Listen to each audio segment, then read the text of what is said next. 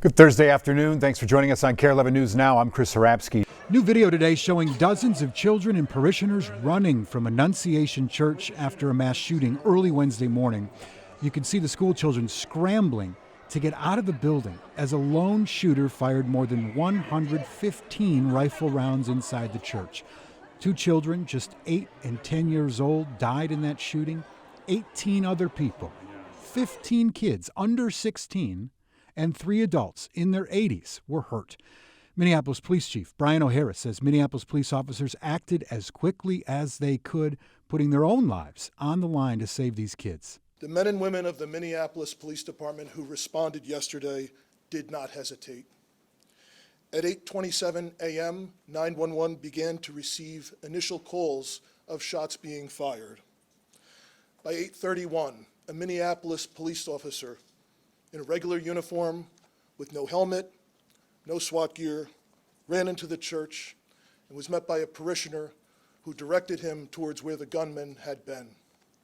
The parishioner later told me that was the first time that he, the children, and others there had any sense that they might be safe and survive. O'Hara says some of the people shot have been released from the hospital and more could get released today, but several have a long road to recovery. Right now, Hennepin Healthcare says they're still caring for 9 patients from the shooting. 6 of them are in satisfactory condition, 2 are in serious, and 1 child is still in critical condition. We heard from EMS and doctors who say they practice for situations like this, and there are several unsung heroes from the day. The children that were protecting other children, which is really amazing to hear about. I might be saying too much, but we had one kid that covered up another kid and took a shotgun blast to his back and things like that, and they were helping each other out. So the teachers were amazing. The teachers were, getting shot at. They were protecting the kids.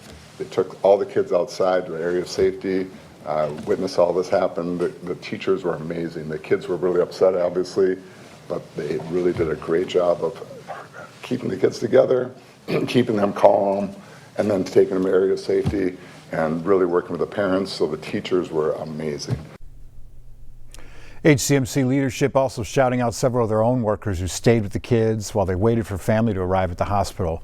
Some of the other victims are being treated at other area hospitals. Meantime, moms demand action, speaking out today at Minneapolis City Hall about this violence. It's going to be at 1 p.m. They're joined by local, state, and federal lawmakers to honor the victims and call for stricter bans on assault weapons. Also in Minneapolis, as you're heading home from work tonight, an interfaith prayer service is going to be held at the Basilica of St. Mary in Minneapolis. Everyone is welcome to attend that. That begins at 5:30. A child survivor of the deadly shooting and his mother talked to Craig Melvin on the Today Show this morning. Javen Willis says he knew something wasn't right immediately and did everything that he could to keep his classmates safe and calm. Well, right when it happened, I dropped down under the pew, like I said, and I prayed. I said my few prayers, and then I realized, I can't just sit here and focus on myself, knowing that with God on my side, I would be fine. So I tried to just go and help out my fellow classmates, try to keep them calm and safe and let them know that they'll be okay. Security experts who lead public safety trainings on active shooters say this is a sad reminder of how vulnerable our kids can be. We spoke to the leader of the Community Safety Institute. It's a national group that's been training schools, churches, and law enforcement about active shooters since the 1990s. They told us churches are notoriously hard to secure because they want to be welcome to the community, but that's why he believes it's important to talk with kids about what to do if something unthinkable like this happens. I talk to my kids and I'm very frank with them and say, listen, if you're ever in this situation, God forbid, this is what you need to do if you want to survive. You've got to get out of the situation. You've got to conceal yourself. You've got to find cover. Those are the best things that you can possibly do if you're not in a situation like a school where you can lock down and protect yourselves. Matthew says it's uncommon for a shooter to fire through windows outside instead of entering, but he says that along with the quick actions of the students and adults to run and hide, that likely ended up saving many lives. The question still surrounding all this is why. Police have identified the shooter as 23-year-old Robin Westman. Right now, our investigative team and police are going over a series of online videos and writings that appeared on social media about 40 minutes after the church shooting. There is a rambling written statement and a conglomeration of Russian Cyrillic, the Russian language, and English that make deciphering what's there sort of a heavy task. There's a picture of numerous guns that appear to be painted with mass killers' names and conflicting political messages. There's racial and religious slurs, self-loathing, wishing to die. Also weeks of notes detailing the planning that went into the shooting, the purchase of the firearms used, and the recon visits to the church to look for armed guards and ways to barricade victims inside. Police right now also searching 2 homes connected to the shooter. One of them an apartment coming out of a box full of evidence, including at least 1 gun. Heidi Wigdahl spoke with neighbors in both areas who were just stunned. In the Wyndham neighborhood, news of the mass shooting spread fast. First of all, was in shock. Second of all, started crying, obviously, as we saw the kids coming out on the news. All those families we all know. Michelle Fick, whose son had gone to Annunciation, soon realized she didn't just know the kids. That's when we found out the shooter lived on our block. Neighbors we spoke to say they didn't know the suspect well, but know the couple who lives here. Police searched the home near the intersection of 1st Avenue and 57th Street, less than a mile away from Annunciation. I'm sure there are several kids in this neighborhood that are coming home in such fear. It's just horrible. It's a very close-knit neighborhood, so we'd always see them at the block parties, and it's really sad. Really, really sad.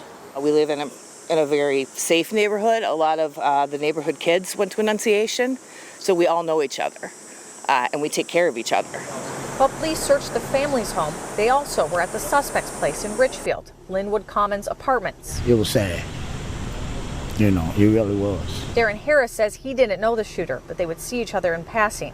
He was at work when he saw the shooter's picture pop up on his phone. I couldn't believe it. I couldn't believe it was him. So you had to keep doing a double take. Like, is this really him? Yeah, it was him. You know, so I was like, oh, that's messed up. You know, it's sad. Heidi Wigdahl reporting there. Hey, if you're looking for ways to help, the city of Minneapolis is directing people to donate through the Minneapolis Foundation. If you'd like to donate, you can text ACF1 to 41444. The city says it'll work with the church community in the coming days to get the funds right to the right place. Memorial Blood Center is also asking for blood and platelet donations to help at the hospitals. They say they've already provided more than 250 units of blood after several tragic events this week, all while still in a blood emergency. Memorial Blood Centers is encouraging people to make an appointment online. Now, this story is going to be developing for weeks, and we're going to stay on top of it, as we always do. We're going to bring you any updates as soon as we get them. Stay with KARE 11 Plus for the very latest. An update today, we know the name of the person killed in a mass shooting, not Wednesday, but Tuesday in South Minneapolis. The Hennepin County Medical Examiner says 35-year-old Greg Sweeten died after being shot in the head. It happened near East Lake Street and Clinton Avenue in broad daylight.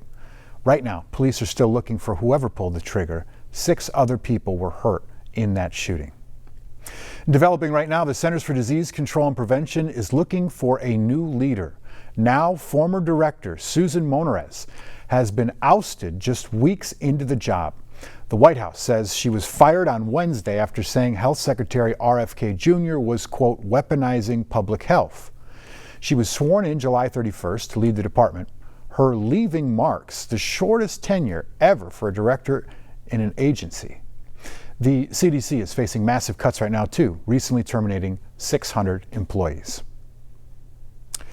For those looking to savor the last few days of summer, expect plenty of company. Another record-breaking holiday travel week is in store for the Labor Day weekend, boosted by the lowest gas prices that we've seen this time in years. NBC's Sam Brock joins us from a rest stop in New Jersey with more on what you need to know.